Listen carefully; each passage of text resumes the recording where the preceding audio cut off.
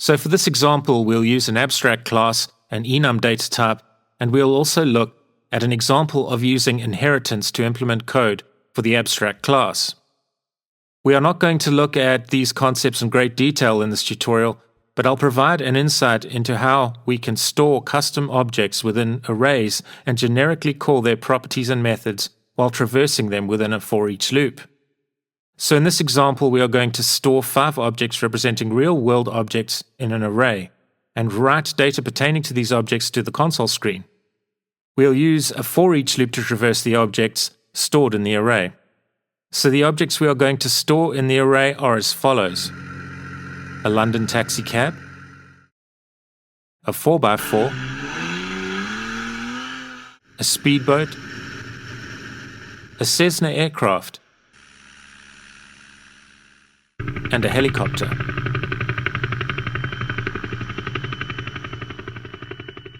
So what do all of these real-world objects have in common? Yes, they are all people carrying vehicles. So this means we can abstract certain common functionality for these vehicles. So we are going to use an abstract class for this purpose. Let's create an abstract class and name it vehicle. An abstract class is like an interface in that it can contain, for example, method signatures or definitions that do not contain any concrete implementations. So an abstract class can contain, for example, methods and properties that are merely design elements. Unlike an interface, abstract classes can also contain, for example, methods and properties that do contain code implementations. Like an interface, an abstract class can also be used as a type when defining a variable. And also like an interface, an abstract class cannot be directly instantiated. The abstract class must be inherited by another class, i.e. it must be a base class for another class in order for it to be consumed in code.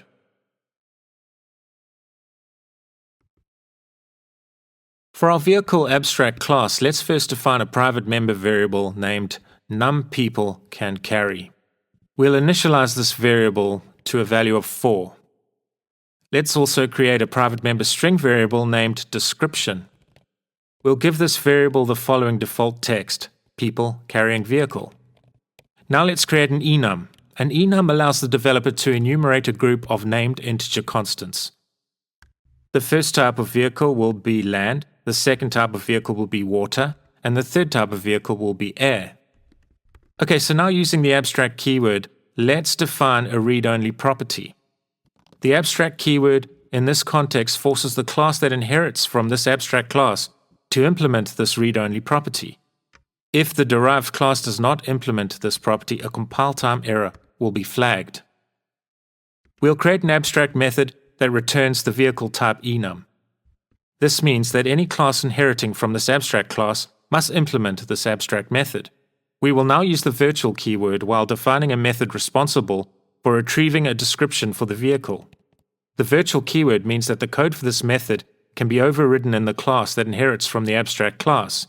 So this method will contain basic code implementation that returns the default text stored in the description private member variable.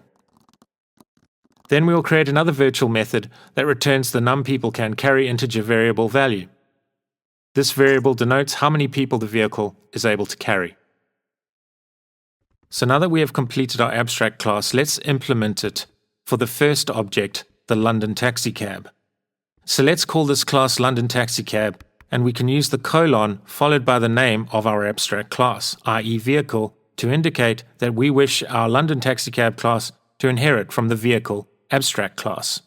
And now you will see red squiggly lines under the London taxi cab text.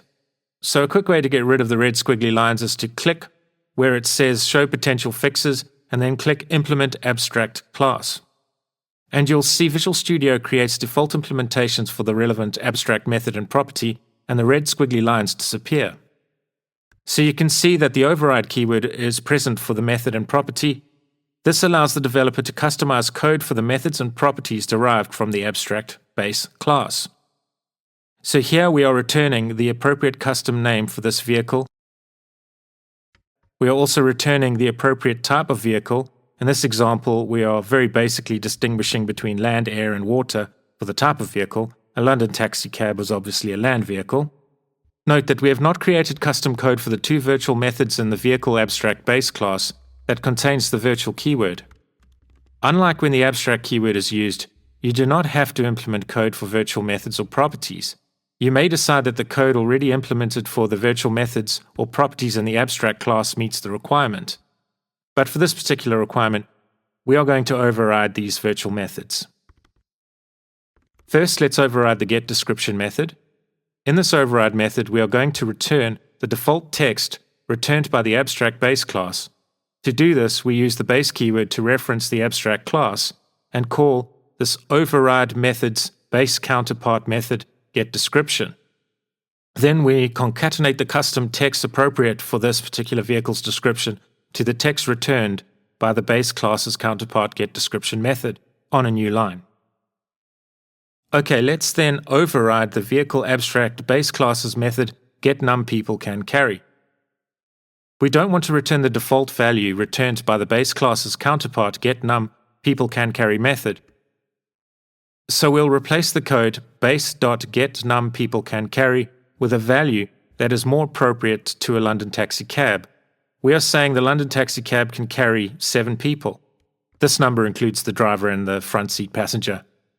I'm really not sure if it is accurate. Please let me know below in the comments section if 7 is the correct number representing the maximum number of adults that a London taxi cab can carry. So I'm going to fast forward the implementation for the other 4 derived vehicle classes for this example because the concepts associated with the abstract class are not the focus of this tutorial. Please feel free to download the code for these examples from GitHub so that you can take a more in-depth look at the code. Let's implement code for the 4x4 class, then the speedboat class, then the Cessna class, and lastly, the helicopter class. Right, let's create a method named WriteVehicleDataToTheScreen.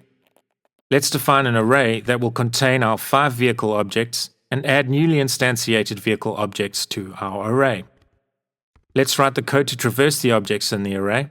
We are using a Foreach loop for this, and the code reads as for each vehicle in the vehicles array, output data relating to each vehicle.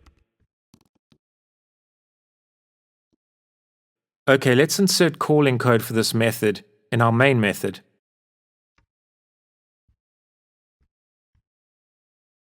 And run the code.